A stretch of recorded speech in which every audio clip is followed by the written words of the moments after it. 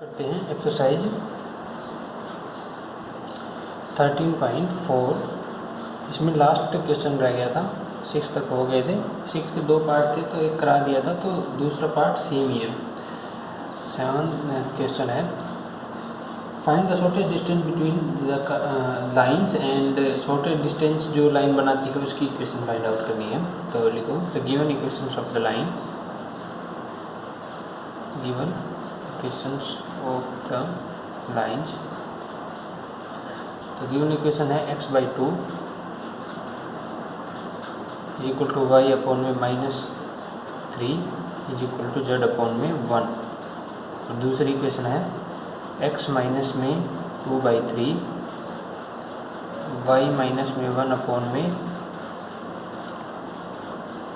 -5 and z plus में 2/2। ठीक है, अब ये दो लाइन है, लाइन 1 और लाइन 2। लाइन 1 और ये लाइन 2।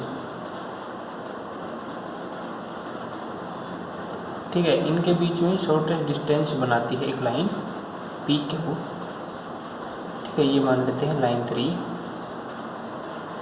उसकी इक्वेशन फाइंड आउट करनी है हमें। ठीक है, अब लिखो, अब now we find out the general points। now we find out general point or any point on both lines। ठीक है, अब लाइन 1 के ऊपर जनरल पॉइंट निकालेंगे तो x/2 y/-3 and z upon में 1 इज इक्वल टू लैम्डा। तो general point क्या आ जाएगा, x is equal to 2 lambda, y is equal to -3 lambda and z is equal to lambda. ठीक है, लाइन 2 के लिए x कितना है, x माइनस में 2/3 y माइनस में 1 अपॉन में -5 एंड z प्लस में 2 अपॉन में 2। ठीक है, इज इक्वल टू म्यू। तो x कितना आ गया, 3 mu plus 2, y -5 mu plus 1 and z 2 mu plus minus का 2। ये अब इतना लिखने के बाद लिखो, let PQ be the shortest distance between the lines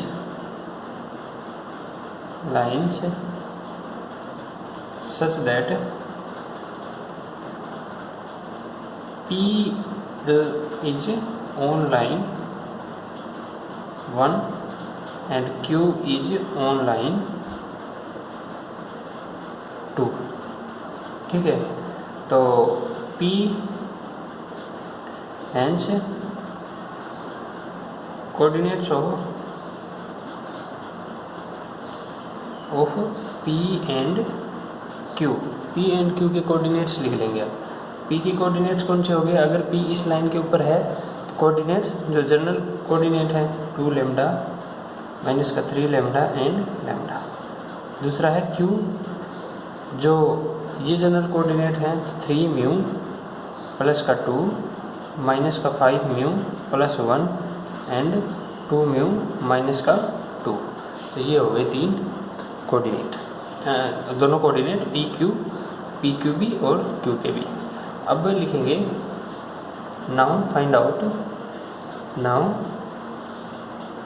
direction ratio of line PQ line के डायरेक्शन रेशियो लिखेंगे। तो PQ लाइन के डायरेक्शन रेशियो क्या आ जाएंगे, इसका ये पास पॉइंट है, इसका ये पास पॉइंट है, तो इसमें से ये सब्ट्रैक्ट कर देंगे। PQ लाइन का Q में से P के कोऑर्डिनेट सब्ट्रैक्ट करो, तो 3 म्यू प्लस 2 माइनस का 2 लैम्डा, तो 3 म्यू माइनस का 2 लैम्डा और प्लस का 2, फिर माइनस का 5 म्यू और -3 लैम्डा करेंगे तो प्लस का 3 लैम्डा, और 1 में से इसमें है ही नहीं कुछ भी तो प्लस का 1। अब लास्ट में 2 म्यू माइनस का लैम्डा और माइनस का 2, ठीक है, लैम्डा सब्ट्रैक्ट करेंगे तो ये आ गया direction ratio. We know PQ is perpendicular to line 1 and PQ perpendicular to line 2, ठीक है, दोनों के ऊपर परपेंडिकुलर है PQ, लाइन 1 के ऊपर भी और लाइन 2 के ऊपर भी। देयरफॉर अब क्या होगा, जो PQ की जो डायरेक्शन रेशियो हैं उनका मल्टीप्लिकेशन लाइन 1 के डायरेक्शन रेशियो के साथ क्या होगा 0, तो मल्टीप्लाई करवाओ, इसका क्या है 2 का मल्टीप्लाई इस डायरेक्शन रेशियो के साथ 3 म्यू माइनस का 2 लैम्डा प्लस का 2, इसका डायरेक्शन रेशियो है -3, उसका मल्टीप्लाई माइनस का 5 म्यू प्लस का 3 लैम्डा प्लस का 1, और लास्ट में इसका डायरेक्शन रेशियो है 1, तो मल्टीप्लाई करेंगे तो 2 म्यू माइनस का लैम्डा माइनस का 2 इज इक्वल टू 0। इक्वेशन आएगी, इक्वेशन सोल्व करेंगे तो वो आएगी यहाँ से 23 म्यू माइनस का 14 लैम्डा इज इक्वल टू 1, ठीक है, ये इक्वेशन आएगी। ठीक है, दूसरा जब इसके डायरेक्शन रेशियो इस लाइन के डायरेक्शन रेशियो का मल्टीप्लिकेशन भी क्या मिलेगा 0, क्योंकि ये भी तो परपेंडिकुलर है, तो 3 इंटू में 3 म्यू माइनस में 2 लैम्डा प्लस का 2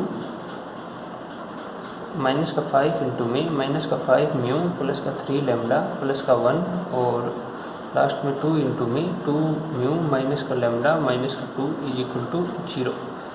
तो जब ये सोल्व करेंगे तो इक्वेशन सोल्व करेंगे तो आएगी 38 म्यू माइनस का 23 lambda is equal to 3, equation 2। अब सॉल्विंग इक्वेशन 1 एंड 2, ठीक है, ये सॉल्व करेंगे इक्वेशन 1 एंड 2। तो सॉल्व करने के बाद म्यू की वैल्यू तो आ जाएगी 19/3 एंड लैम्डा की वैल्यू आ जाएगी 31/3, ये दोनों आ गई वैल्यू, म्यू की वैल्यू और उसकी वैल्यू, इसकी लैम्डा की वैल्यू। अब नाउ कोऑर्डिनेट्स ऑफ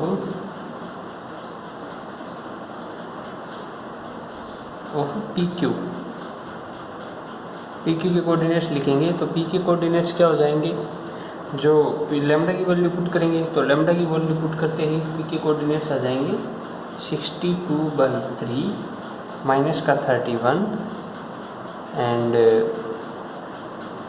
लैम्डा 31/3, और Q के कोऑर्डिनेट्स आ जाएंगे, म्यू पुट करेंगे तो 21 माइनस का 92/3 एंड 32/3, तो ये आ जाएंगे कोऑर्डिनेट्स। ठीक है, अब डिस्टेंस PQ,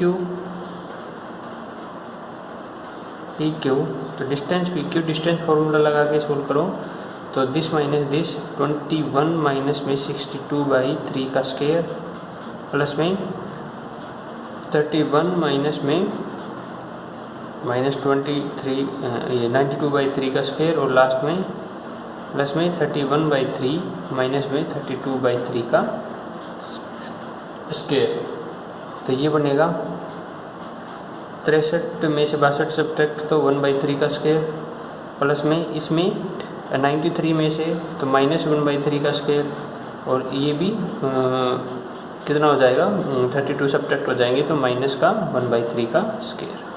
ठीक है, अब सोल्व करेंगे तो ये क्या आएगा 1/3 स्क्वायर कॉमन निकाल लो तो ये आ जाएगा, स्क्वायर करेंगे तो 3 टाइम्स ऑफ 9 बनेगा ना स्क्वायर, और वो 3 टाइम्स है तो 1/√3, तो ये आ जाएगा डिस्टेंस यूनिट्स PQ की, यानी कि ये डिस्टेंस जो आ गई वो क्या आ गई PQ डिस्टेंस वो है 1/√3। अब इक्वेशन ऑफ द लाइन चाहिए हमें। इक्वेशन ऑफ द लाइन में क्या यूज करेंगे, एक तो पास पॉइंट यूज कर लो और डायरेक्शन रेशियो यूज कर लो। तो डायरेक्शन रेशियो कितने आए हैं जब सब्ट्रैक्ट किया है, इसमें से इसको या इसमें से इसको, 1/3 माइनस 1/3 माइनस 1/3 ये आए हैं डायरेक्शन रेशियो। दोबारा सोल्व करने की ज़रूरत नहीं है। इसमें से ये सब्ट्रैक्ट किया था, या इसमें से ये सब्ट्रैक्ट किया है, या इसमें से ये सब्ट्रैक्ट किया है, या इसमें से ये सब्ट्रैक्ट किया है, तो डायरेक्शन रेशियो कितने आए हैं देख लेंगे एक बार। तो equation of line PQ equation line PQ है x माइनस में पास पॉइंट 62/3 डिवाइड बाई में डायरेक्शन रेशियो। तो 21 में से ये सब्ट्रैक्ट किया तो हमारा आंसर आया था 1/3, तो ऊपर जाके ये 3 से मल्टीप्लाई, 1/3 को ऊपर जाके 3 से मल्टीप्लाई, y माइनस में ही प्लस का 31 हो जाएगा और डिवाइड बाई में डायरेक्शन रेशियो। तो इसमें से ये सब्ट्रैक्ट करेंगे तो हमने अपोजिट कर रखा है, इसमें से ये सब्ट्रैक्ट करेंगे तो प्लस का 1/3 आएगा, तो ऊपर जाके 3 से मल्टीप्लाई। ठीक है, फिर लास्ट में क्या किया है, z माइनस में ये पॉइंट है तो 31/3 और नीचे क्या आएगा, इसमें से ये सब्ट्रैक्ट करेंगे तो अपोजिट होगा, तो ये माइनस का 1/3 की जगह प्लस का 1/3 आएगा और वो मल्टीप्लाई होगा ऐसे। तो ये इक्वेशन क्या हो जाएगी फिर, 3x minus 62 is equal to 3y plus 93 is equal to 3z minus का 31। तो 31 है या 32 है,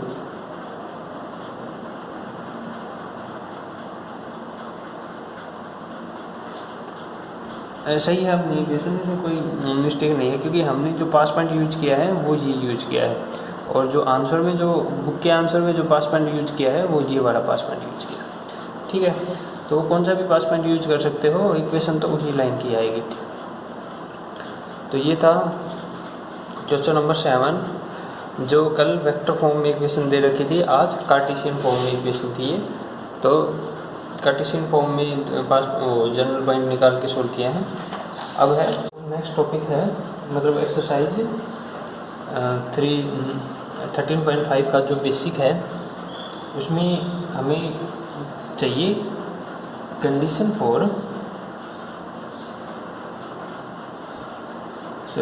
ऑफ कोप्लेनरिटी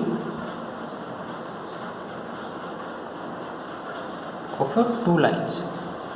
ठीक है, तो हमें ये बतानी है कि 2 लाइन कोप्लेनर हैं या नहीं। तो कोप्लेनर बताने के लिए 2-3 कंडीशन है, वो सीखते हैं कैसे। मान लो एक प्लेन है, ठीक है, और उसमें लाइन है, एक ये लाइन है और लाइन ये है, ठीक है, ये है लाइन 1 और ये है लाइन 2, ये है लाइन 1। इसको हमने लिख दिया r vector is equal to a1 vector plus में lambda times of b1 vector, और ये लिख दिया r vector is equal to a2 vector plus में lambda times of b2 vector. ठीक है, अब देखो ये है इंटरसेक्टिंग, हमें ये दिख रहा है कि एक प्लेन में है, दोनों लाइन हैं, तो इंटरसेक्टिंग हैं, ये इंटरसेक्ट करेंगी। ठीक है, और लाइन इंटरसेक्ट कब करेंगी, लाइन इंटरसेक्ट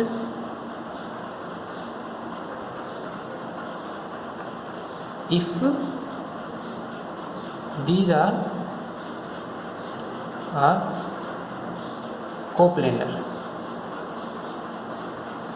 ठीक है, इंटरसेक्ट कब करेंगी, जब ये एक प्लेन में लाई करेंगी। फॉर एग्जांपल मान लो 2 प्लेन है, एक तो प्लेन ये है, एक प्लेन 1 और एक दूसरा प्लेन है ये प्लेन 2। ठीक है, 2 प्लेन है। अब इस प्लेन में एक लाइन है ये, ठीक है, ये है लाइन 1, और इस प्लेन में एक लाइन है ये लाइन 2। ठीक है, ये दोनों अलग अलग प्लेन में है। अब देखो हम साइड से देखते हैं, इस साइड से देखें तो ये क्या होगी, नॉट इंटरसेक्टिंग। हम बता सकते हैं साइड से देख के कि ये इंटरसेक्ट नहीं कर रहे। पर जब हम ऊपर से देखें फ्रॉम टॉप व्यू, ऊपर से देखते हैं तो हमें ये लाइन कैसे दिखती है कि ये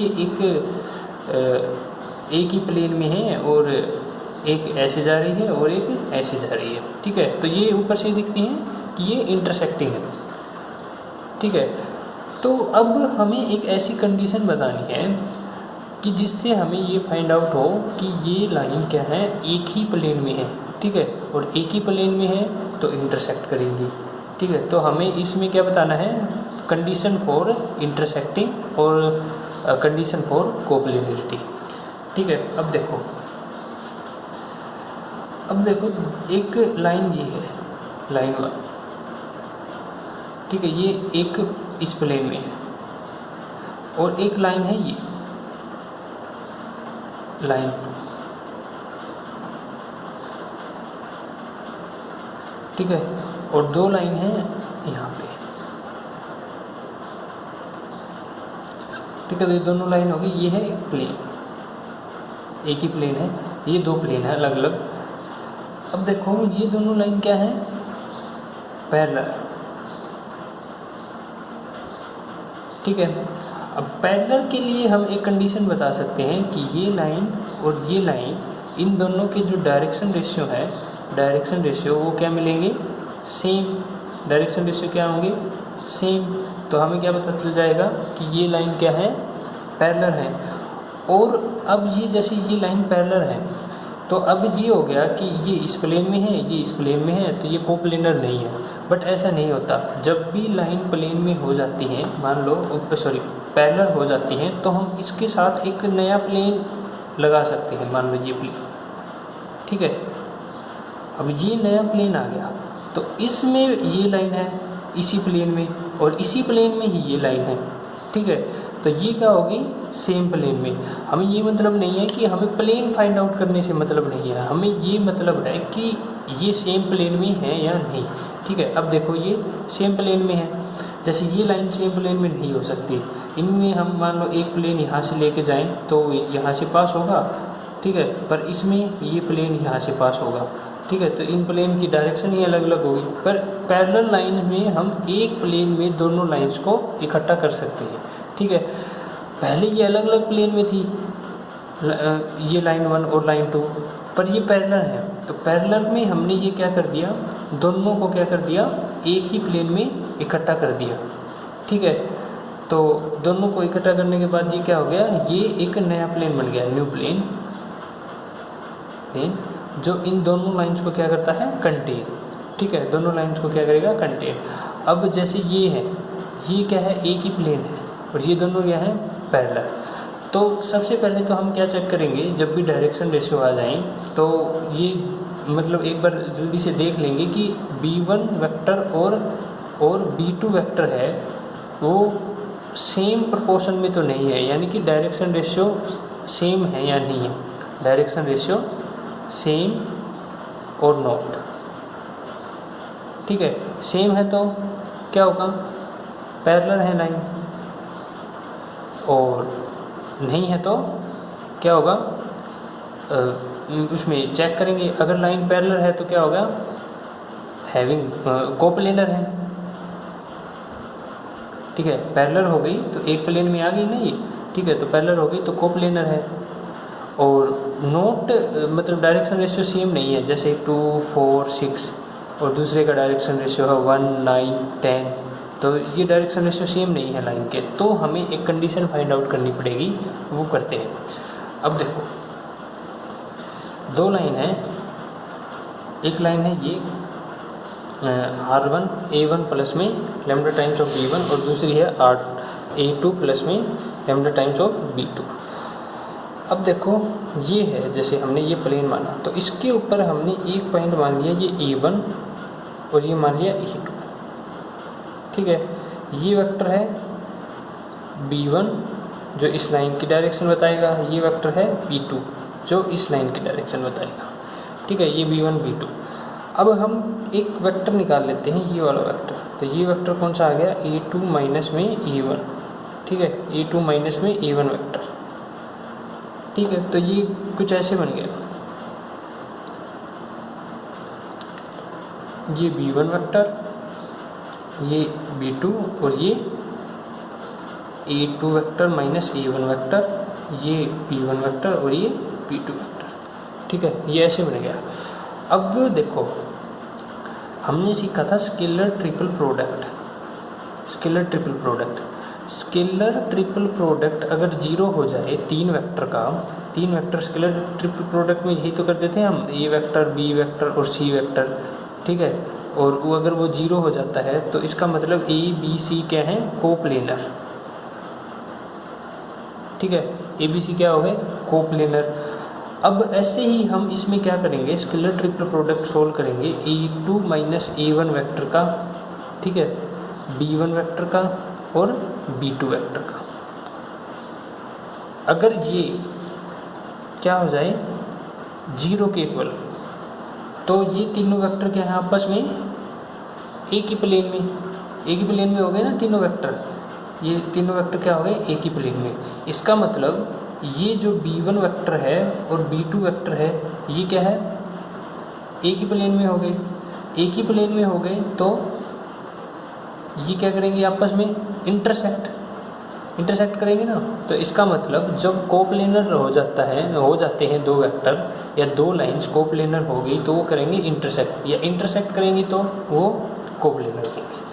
ठीक है, अब मैं एक एग्जांपल बताता हूँ। जैसे ये एक प्लेन है और ये दूसरा प्लेन है, ये लाइन है एक, इसमें ये लाइन है, इसका वेक्टर है ये b1 और इसका वेक्टर है ये b2, इसका पास पॉइंट है a1 और इसका पास पॉइंट है a2। ठीक है, a1 वेक्टर a2। अब हमने ये एक नया वेक्टर बना लिया a2 माइनस में a1। ठीक है, अब देखो ये शेप कैसे बन गई, ये b1 वेक्टर, ये नीचे की तरफ a2 vector, a2 minus a1 vector और ये इस साइड b2 वेक्टर। ठीक है, अब देखो ये वेक्टर हम ऊपर लेके जाते हैं, इस प्लेन को हम ऊपर लेके गए। ठीक है, तो यहाँ पे आ गया ये वेक्टर, यहाँ पे b2 वेक्टर। ठीक है, पैरेलली ऊपर लेके चले जाते हैं, फ्री वेक्टर्स हैं। तो अब इसकी वजह से क्या बनेगा, एक वॉल्यूम बनेगा, वॉल्यूम क्रिएट होगा या नहीं। ठीक है, वॉल्यूम क्रिएट होगा। ये क्या होगा, b1 वेक्टर, ये b2 वेक्टर, ये भी b2 वेक्टर जो उस साइड में आएगा, ये भी b2 वेक्टर, ये a2 माइनस में a1 वेक्टर। तो इससे क्या होगा, वॉल्यूम, और वॉल्यूम क्रिएट होगा पैरेललोपाइड का। तो STP क्या हो जाएगा, नॉट इक्वल टू 0। ठीक है, और ये 0 क्यों नहीं हुआ STP, क्योंकि ये लाइन अलग प्लेन में है, ये लाइन अलग प्लेन में है, और ये वेक्टर जो बना ये इनका जब स्केलर ट्रिपल प्रोडक्ट करा तो वो 0 के इक्वल नहीं आया, तो अलग अलग प्लेन में लाइन हो गई, तो यानी कि वो कोप्लेनर नहीं है वो लाइन। तो अब ऐसे ही इनका कॉन्सेप्ट का यूज करके हम क्या करते हैं, क्वेश्चन करने से पहले हम क्या देखते हैं कि फॉर्मूले, जब वेक्टर स्केलर ट्रिपल प्रोडक्ट करते हैं, वेक्टर कंडीशन में है, इक्वेशन वेक्टर में दे रखी हैं, तो स्केलर ट्रिपल प्रोडक्ट करेंगे, a2 माइनस a1 वेक्टर निकालेंगे। ठीक है, उसका स्केलर ट्रिपल प्रोडक्ट b और b2 के साथ। ठीक है, अगर ये 0 के इक्वल आ गया तो ये क्या है, लाइन कोप्लेनर, और बोल सकते हैं कि क्या करती हैं, इंटरसेक्ट करती हैं। अब ये है वेक्टर में, अगर कार्टेशियन में है x माइनस x1 बाई में a, y minus y1 by में b and z minus z1 by में c। दूसरी लाइन है x माइनस में x2 बाई में a डैश, इसका वो है डायरेक्शन रेशियो, y माइनस में y1 बाई b डैश, इसका direction ratio, and z minus में z2 है डिवाइड बाई में b c डैश। ठीक है, इस कंडीशन में क्या करेंगे हम, इस कंडीशन में अगर डायरेक्ट कार्टेशियन यूज करनी है, या तो पहले वेक्टर में कन्वर्ट कर लो, या कार्टेशियन यूज करनी है तो स्केलर ट्रिपल प्रोडक्ट करवा लो, या डिटर्मिनेंट सोल्व कर लो, x2 minus x1, y2 minus y1 and z2 minus z1। दूसरी रो में a b c, और तीसरी रो में a डैश b डैश और c डैश। अब इसका जो आंसर आए, अगर 0 आए तो ये क्या हो जाएंगी, दोनों लाइंस, जो दो लाइन हैं ये क्या हो जाएंगी, जो ये दो लाइन है कोप्लेनर। ठीक है, ठीक है। तो कोप्लेनरिटी बताने के लिए सबसे पहले तो हम क्या चेक करेंगे कि दोनों दो लाइन हैं उनकी डायरेक्शन रेशियो सेम है या नहीं है। अगर प्रोपोर्शन में भी होते हैं तो भी सेम ही होते हैं डायरेक्शन रेशियो। अगर डायरेक्शन रेशियो सेम है या नहीं है तो ये चेक करेंगे सबसे पहले। अगर सेम है तो इसका मतलब दोनों लाइन क्या है, पैरेलल, और पैरेलल लाइन तो क्या होती हैं, कोप्लेनर होती हैं। ठीक है, इंटरसेक्ट नहीं करेंगी बट कोप्लेनर होंगी। दूसरा हम ये चेक करेंगे कि ये स्केलर ट्रिपल प्रोडक्ट अगर 0 आते हैं वेक्टर के फॉर्म में या फिर डिटर्मिनेंट 0 आता है इन कार्टेशियन फॉर्म, तो हमें क्या पता लग जाएगा कि ये क्या है, दोनों लाइंस कोप्लेनर हैं और इंटरसेक्टिंग भी हैं। ठीक है, इंटरसेक्टिंग भी हैं। तो हम क्वेश्चन करते हैं। क्वेश्चन नंबर 1 है एक्सरसाइज 3.5 का। स्टार्ट करते हैं एक्सरसाइज 3.5, सॉरी 13.5। तो एक्सरसाइज 13.5 का फर्स्ट क्वेश्चन है, so that lines are coplanar, मतलब एक ही प्लेन में है। तो एक ही प्लेन में लाइंस होंगी, उसका हम क्या दिखा देंगे, STP क्या करके दिखा देंगे, 0। तो इक्वेशंस ऑफ लाइंस आर, तो पहली इक्वेशन है R vector is equal to minus का 3i कैप माइनस का 5j कैप प्लस का 7k कैप प्लस का लेमडा इंटू में 2i कैप प्लस का 3j कैप और माइनस का 3k कैप। ठीक है, दूसरी है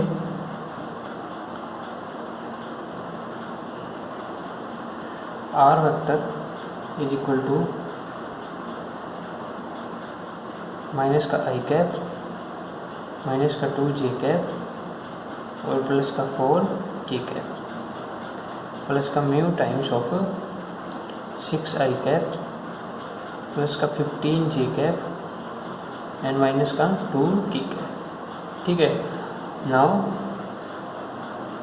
कंपेयरिंग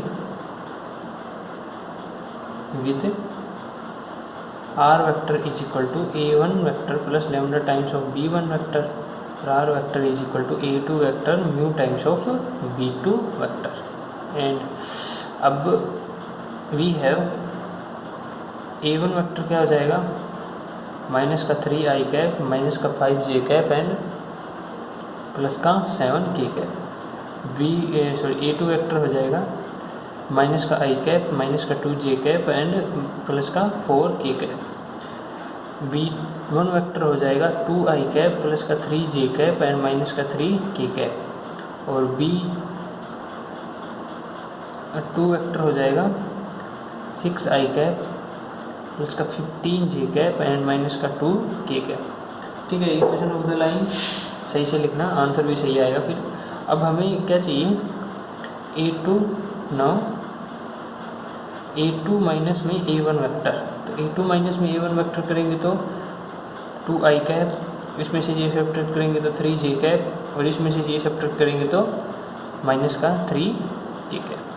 ठीक है, अब हम क्या करेंगे, A2 माइनस A1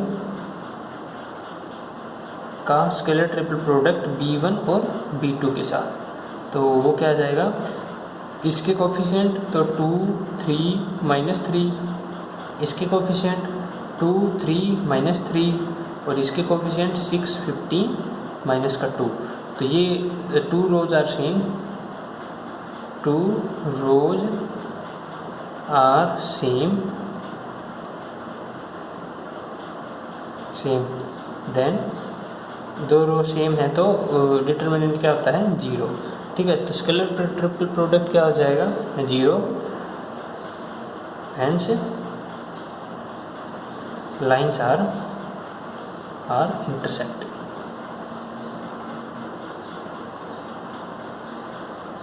ठीक है, lines are intersect. Second part करते हैं हम इसका। सेकंड पार्ट नहीं है इसमें, दूसरा क्वेश्चन करते हैं। So that the lines are x minus 1/2, the given lines लिख लो, द गिवन लाइन्स आर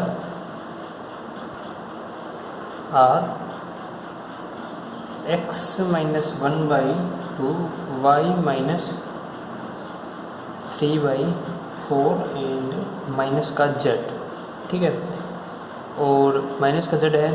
दूसरे है x minus 4/3, 1 minus y/2 and z minus 1, ठीक है।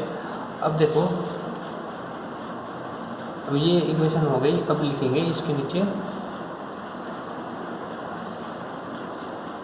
डायरेक्शन रेशियो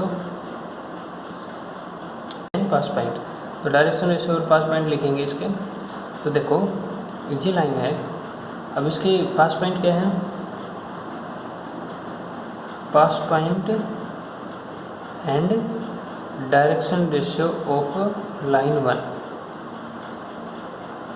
ठीक है। तो पास पॉइंट क्या हो जाएगा, पास पॉइंट हो जाएगा 1 3 1 3, और दूसरा है इसका 0, इसमें तो कुछ है ही नहीं तो 0, एंड डायरेक्शन रेशियो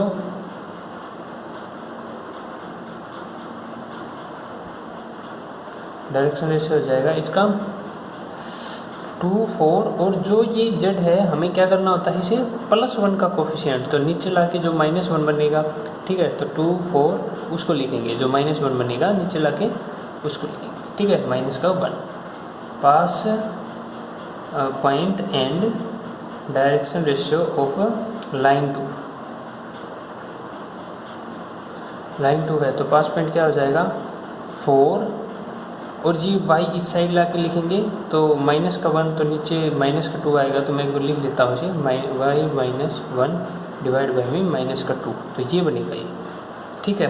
पहले y को इस साइड लेके आएंगे ना, तो ये पास पॉइंट बनेगा 4 1 और इसका भी 1, एंड डायरेक्शन रेशियो क्या बनेंगे इसके 3 -2, ये ध्यान देना यहाँ पे -2, 3 -2, एंड इसके नीचे क्या है 1, ठीक है, 1 ही तो है इसके नीचे, 3 -2 एंड 1,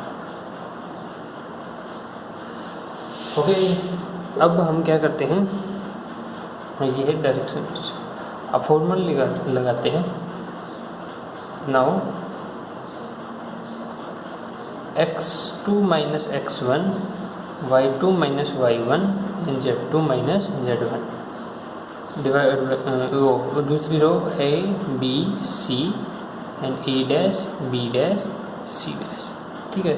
तो ये हो जाएगा x2 माइनस x1 करेंगे तो x2 ये है, -1 करेंगे तो 3, इसमें से -2 और इसमें से करेंगे तो 1, ये है 2 4 -1, और ये है 3 -2 एंड 1।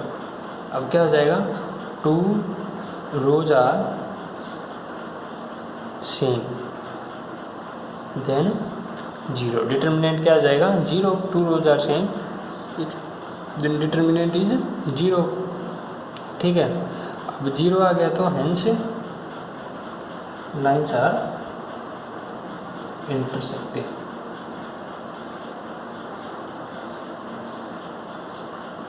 ठीक है, लाइन्स आर इंटरसेक्टिंग। अब इसका हम थर्ड क्वेश्चन करते हैं। सिंपल क्वेश्चन है बहुत। थर्ड क्वेश्चन है so that the lines are coplanar, NCERT का है। थर्ड क्वेश्चन है given lines are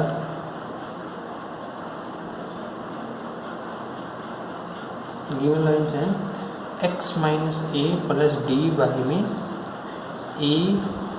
alpha minus में डेल्टा। दूसरा है y माइनस ए अपॉन में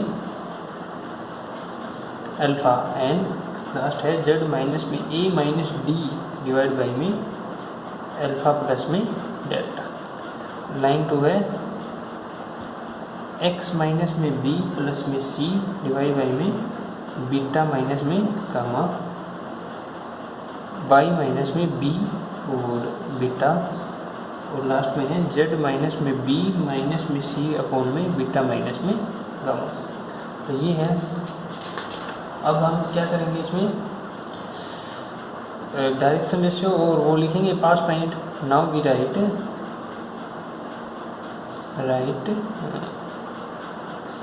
पास point and direction ratio of both और। तो फॉर लाइन 1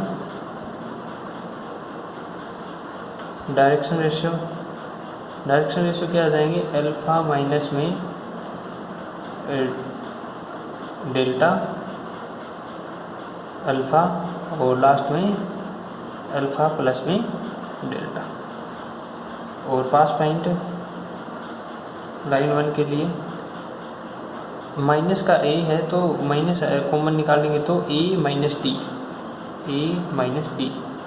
इसमें ए और इसमें जब माइनस कॉमन निकालेंगे तो ए प्लस डी। ठीक है। फॉर लाइन 2 के लिए डायरेक्शन रेशियो लिखो। लाइन 2 के लिए beta minus gamma beta and beta minus gamma, तीनों यही है ना, प्लस है बीटा प्लस गामा। ठीक है। तो ये था बीटा प्लस गामा, बीटा और बीटा माइनस गामा। अब पास पॉइंट हो जाएगा, माइनस कॉमन निकालेंगे तो बी माइनस सी बी, और इसमें से माइनस कॉमन निकालेंगे तो बी प्लस सी, ये हो गया पास पॉइंट। अब now we find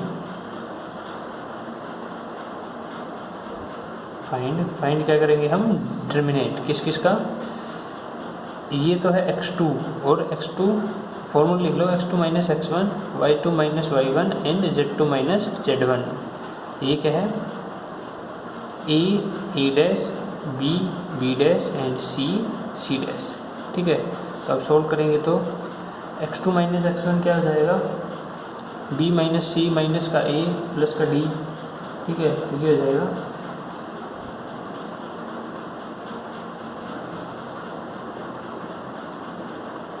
b minus C minus का a प्लस का d, इसमें सब्ट्रैक्ट करेंगे तो b माइनस a, इसमें से सब्ट्रैक्ट करेंगे तो b प्लस सी माइनस का a माइनस का d। ठीक है। ये हो गया। ये है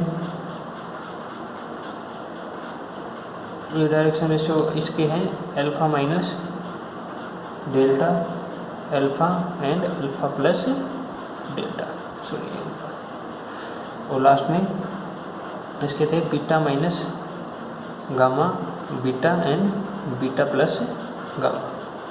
ठीक है। अब हम इसमें ऑपरेशन लगाते हैं, इस पे ऑपरेशन लगाओ, अप्लाइंग ऑपरेशन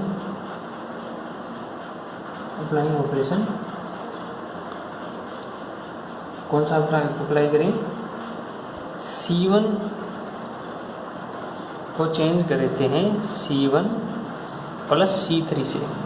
C1 को चेंज किया C1 प्लस C3 से, तो C1 को चेंज करेंगे, इसमें ऐड करेंगे, मतलब तो B में B ऐड हो जाएगा, C से C कैंसिल, D से D कैंसिल, तो ये हो जाएगा 2B माइनस 2C।